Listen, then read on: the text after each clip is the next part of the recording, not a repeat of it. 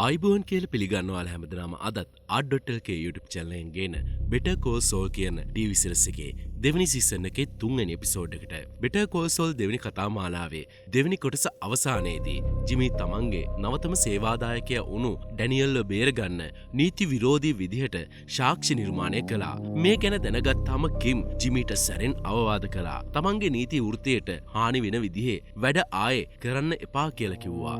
ඒ අතරේ මයිකල් නාචෝ එක්කත් පොඩි පටලැවිල්ලක් වුණු නිසා නාචෝ ඉන්නේ හරිම අප්සෙට් එකෙන්. ඉතින් ජිමි තමන්ගේ නව රැකියාව නීතියට අනුව කරගෙන යයිද? මයිකල්ගේ ප්‍රශ්නය එතනින් ඉවර වෙයිද? අපි බලමු අද මොකද්ද වෙන්නේ කියලා. කතාව පටන් ගන්නේ ටෙක්සාස් වල ඇමරිලෝ කියන පැත්තෙන්. ජිමි මැක්ගිල් හරියට කව්බෝයි කෙනෙක් වගේ සුදු පාට ඇඳුමකින් සහ සුදු තොප්පියකින් සැරසෙලා ඉන්නවා. ඔහු පාරේ ගමන් කරන විශ්‍රාමයකින් පිරිසක් ගමන් කරන බස් රථයකට රියදුරාට හොරෙන් අල්ලසක් දෙනවා. ඒ බස් එකේ කාර්මික දෝෂයක් කියලා රඟපාන රියදුරත් ඒ අල්ලස අරගෙන ජිමිට බස් එකට නගින්න ඉඩ දෙනවා. ජිමි හිමින් සැරේ සැන්පයිපර් කොසින් විශ්‍රාමික නිවාසයේ පදිංචිකරුවන්ගෙන් පිරීලා තියෙන බස් එකට ගොඩ වෙලා ඔහු හරියට අහම්බෙන් වගේ එතනට ආව වගේ තමයි හැසිරෙන්නේ. තමන්ගේ සැන්පයිපර් එකේ ඉන්න යාළුවෙක්ව බලන්න ආව කියලත් ඔහු කියනවා. ජිමි තමන්ගේ කටකාරකමෙන් බස් එකේ ඉන්න හැමෝගෙම හිත් දිනා ගන්නවා.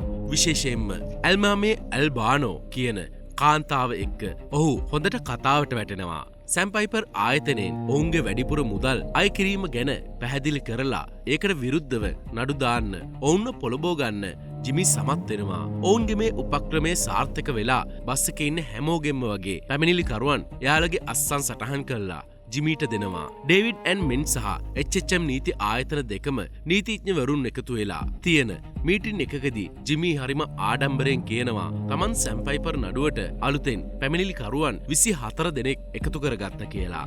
මේක අහලා හැමෝම පුදුම වෙනවා. මේ සාර්ථකත්වය ගැන හැමෝම සතුටු වෙද්දී ජිමිගේ සහෝදරයා චක් මැක්ගිල් එක පාරම මේ ගැන සැකයක් මතු කරනවා. නීති ආචාර ධර්මවලට පටහැනිව ගනුදෙනු කරුවන්ව පස්සෙන් ගිහින් පොළඹවා ගැනීමකින් තොරව මෙච්චර ඉක්මනට කොහොමද ගනුදෙනු කරුවන් හොයාගත්තේ කියලා චක් ප්‍රශ්න කරනවා. චක්ගේ ප්‍රශ්නෙන් ජිමි චුට්ටක්වත් සැලෙන්නේ නැහැ. ඔහු හරිම සූක්ෂම විදිහට කතාවක් ගොතනවා. විශ්‍රාමික නිවාසවල ආරංචි හරිම ඉක්මනට පැතිරෙනවා. ඒ නිසා කටින් කට ගිහින් තමන් ගැන ආරංචි වෙලා මිනිස්සු ආව කියලා ඔහු කියනවා. ෆ්ලින් මෙන් සහ හෝවර්ඩ් හැම්ලින් මේ කතාව පිළිගත්තත් කිම් වෙස්ලර්ගේ මූණේ ඉරියව් වලින් පේනවා ඇය බොරුවට රැවටෙන්නේ නෑ කියලා. මීටින් එක ඉවරනාට පස්සේ කිම් HHM ආයතනයේ එක් තැනකදී ජිමීව මුණ ගැහිලා ඔහුට සැරෙන් කතා කරනවා. තමන් තමයි ජිමීව මේ රැකියාවට නිර්දේශ කළේ. ඒ නිසා ජිමී කරන හැම දෙයක්ම තමන්ටත් බලපානවා කියලා කිම් ඔහුට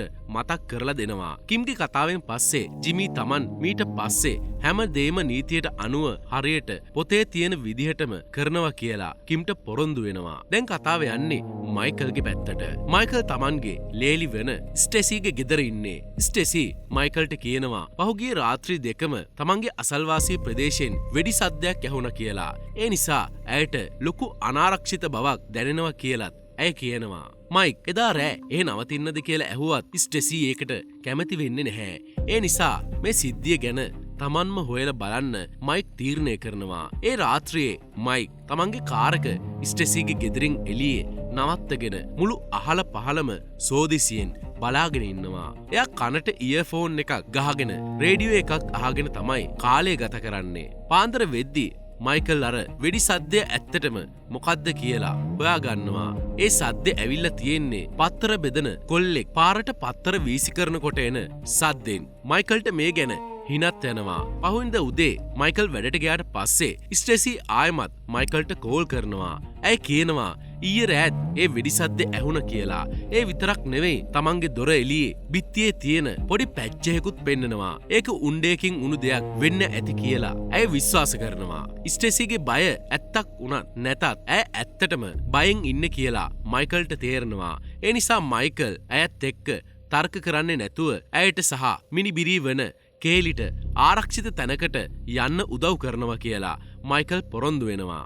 ආයමත් කතාව ජිමීගේ පැත්තට හැරෙනවා. ඩේවිඩ් සැන් මෙන් කාර්යාලයේදී ජිමී සහ ඔහුගේ සහායකයා ඕමාර් ආයතනෙන් කලින් හදපු හරිම නීරස අකුරුවලින් විතරක් පෙරුණු වෙළඳ දැන්වීමක් බලනවා. ඒක දැකලා ජිමීගේ හිතට නම් කිසිම සතුරක් දැනෙන්නේ නැහැ. අනුමත කරපු විදිහට ගනුදෙනු කරුවන් හොයන වැඩේ හරිම හෙමින් යන නිසා ජිමීට හිතනවා තමන්ගෙම කියලා වෙළඳ දැන්වීමක් නිර්මාණය කරන්න. මේ වැඩේ සාම්ප්‍රදායික විදිහට කරලා හරියන්නේ නැහැ කියලා එයා තේරුම් ගන්නවා. ජිමි තමන් කලිනුත් වැඩ කරලා තියෙන අර කැමරා කරන්න එන්න ඩබලව කුලියට ගන්නවා.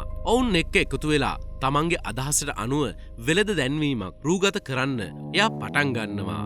මේ වෙළඳ දැන්වීමේ තියෙන්නේ වයසක කාන්තාවක් ස්ට්‍රොස් මහත්මියව කෙනෙක් රවට්ටන විදිහේ හරිම සංවේදී කතාවක්. දැන්වීමේ අවසානයේ ජිමි කියන්නේ මම මේ දේ මගේම ආච්චි අම්මටත් කරනවා කියලයි. ජිමි හදපු වෙළඳ දැන්වීම කිම්ටත් පෙන්නනවා. කිම් මේකට ගොඩක් කැමති වෙනවා.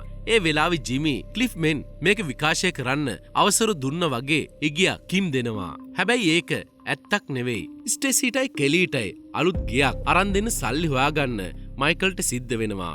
ඔහු තමන් දන්න පශු වෛද්‍යවරය වෙන දොස්තර කැල්ඩේරා හම්බ වෙන්න යනවා. තවත් වැඩිපුර මුදලක් උපයන්න පුළුවන් වැඩක් හොයාගන්න. කැල්ඩේරා මයික්ට අඩු පඩියට ආරක්ෂකෙක් විදිහට වැඩ කරන්න අවස්ථාවක් දෙනවා.